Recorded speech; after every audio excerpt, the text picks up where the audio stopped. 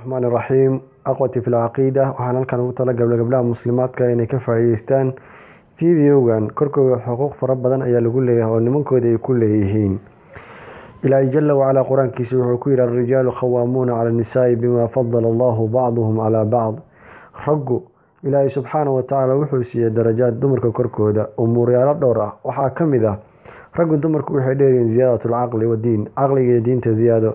iyo maamulada waxa ku wanaagsan ragga awooda acmaasha xooggan waxa ku wanaagsan ragga daacadka in la ogaano ragga ayaa ku wanaagsan oo shacairta islaamka la muujiya in madax la noqdaa marqaati la noqdaan ragga ayaa ku fiican jihaadka iyo jumcadan ilaahay waajib wuxuu ka dhigay ragga ayuu uga dhigay waxa nasabka miiraadka dhaxalka loo nasab sheegtaa ragga xagooda ilaahay subxaanahu wa ta'ala markuu inta sheegay wuxuu sii raacsiyo bima anfaqu min amwaalihim waxay kale ku dheeraadeen sababta ay ku bixiyaan nikaaxa iyo meherka nafaqada waxa lagu leeyahay ragga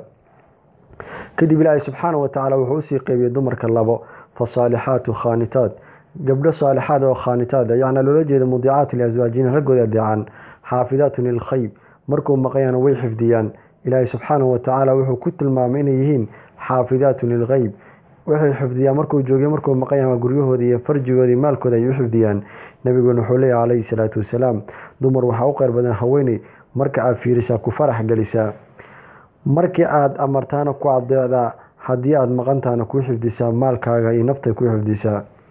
inta kadib ilaahay subxaanahu wa ta'ala wuxuu yiri wallaati takhaafuuna nujuzuhunna ay midda maleynaysaan inay cisyaan daacad ninkay adeecinin oo ninkay ku caasinayaan soo muuqata calaamad nujuz ku aragtaan warwaaniya oo qubad ilaahay subxaanahu wa ta'ala lagu waaniyo oo la yiraahdo ilaahay ka cabso wa khaafiih fa inna laka alayka haqqan aniga xaq ayaan kugu leeyahay ii soo laabo hal ogeysiyo daacadka in waajib ku tahay in ninkeeda adeecdo haddii uusan wacdigii taasiir ku sameeynin oo qalbigeeda gali waayo oo arinkii ay sii joogtayso ka hijrooda wahjuruhunna fil madaaji firaashka loo badalo dhinaca kale looga jeesto habeenka ayaan loo galmoonin ee laga fogaado firaashka loo aakhir hal aado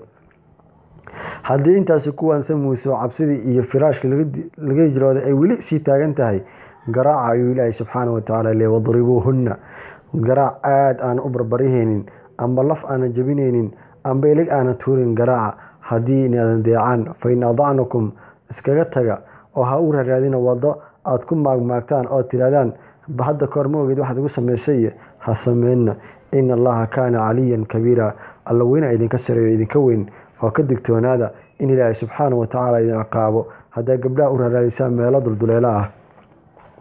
gabdhaha muslimaadka oo xaq ay zawjkiina idinku leeyahay way fara badan tahay nabiguna wuxuu leeyahay alayhi salaatu wasalaam hadan ahad amri laha inuu u sujuudo ahad kale waxaan amri lahaa haweeneyda inuu sujuudo ninkeeda inuu sujuudo ayaan amri lahaa marka xuquuqda aad ay u fara badan tahay bal ilaahay nabigu wuxuu tilmaamay alayhi salaatu wasalaam haweeneyda xifdisaa shanta salaadood bisha soo soonta farjigeeda xifdisaa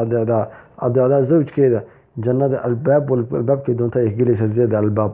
Abdurrahman bin Auf wuxuu yiri haweeneyda saalixda ah oo wanaagsan waxay ka qeyr badan tahay ku nin oo غير saalix aan wanaagsanin haweeneyda ninkeedu adeegtaa 7 maalmood waxa laga xiraa xageeda 7 abwaab naar 7 albaab naarta laga xiraa 8 albaab jannada oo loo furaa markaas lagu yiraahdaa mid alaala mid doonta ka gal بغير حساب la'aan waxa kale leeyso aroortay leeyri waxa uu istighfar weydiiyay dambi dhaaf haweeneyda mudiicada ninkeeda adeecda shimbirta hawada ku jirta haweeneyda zawjada daacada ninkeeda adeecaysa ayuu istighfar weydiisaa malaa'ika badda ku jirna haweeneydaas ayuu istighfar weydiiyaa malaa'ikta samada joogtana sidoo kale intay qoraxda iyo dayaxu daa'imiin ilaahayna subxaanahu wa ta'ala raal ayuu ka naqana intay fiirada zawjiga ku jirto haweeneyda muslimada ah ku dadaal midkii ugu daran ninkaaga saa ku raali gal lahayd oo xuquuqdiisa halidin oo kibir iyo ism yeesan ku qaadin waxa laga wariyay Abu Talha radiyallahu anhu qaal inuu yiri haweeneyda wajiga ninka u tubta ama wajigiisa cabrus galisa oo murug iyo hami galisa ilaahay subxaanahu wa ta'ala uu arooda illa ninkeeda ay ka qoslisiiso waxa kale nabiga alayhi salaatu wasalaam yiri haweeney ma jirto oo ninkeeda u tiraada khayr beela tahay إلا هذه جرته إلهي سبحانه وتعالى عمل كذا يتضاعف سنة هو بيها ولو كان هبها من معلومة بصهم هبين كورن سلات الله تاجن مرك حق زوجك وكل هاي أو زوجتي كل آد أي أبو انتهي بل النبي بحير عليه الصلاة والسلام haddii xabadkiisa malax ay ka dureersato qabiix iyo dam iyo qurun ay markaa carabkeeda ku leeftaa wallaahi ma aysan gudan xaqeeda ayuu nabiga calayhi salaatu wasalaam. marka zawjkeeda xaq uu ku leeyahay aad ayay u fara badan tahay. walaalaha muslimaadka ah ee ilaahay subxaanahu watacaala adduunkan keenay oo imtixaanka ku jiro, waxaan mar walba la dardaarmayaa inay zawjkooda raali geliyaan oo zawjkooda adeecaan oo ilaahay subxaanahu watacaala dartii u adeecaan. si walba u dabeecad xun yahay, si walba u qafladisan yahay, adiga waxaa waajib kuga ah daacatu zawj. gabadha daacatu zawj samaysaane waxay ka qayr badan tahay kun nin oona saalixiin ahayn.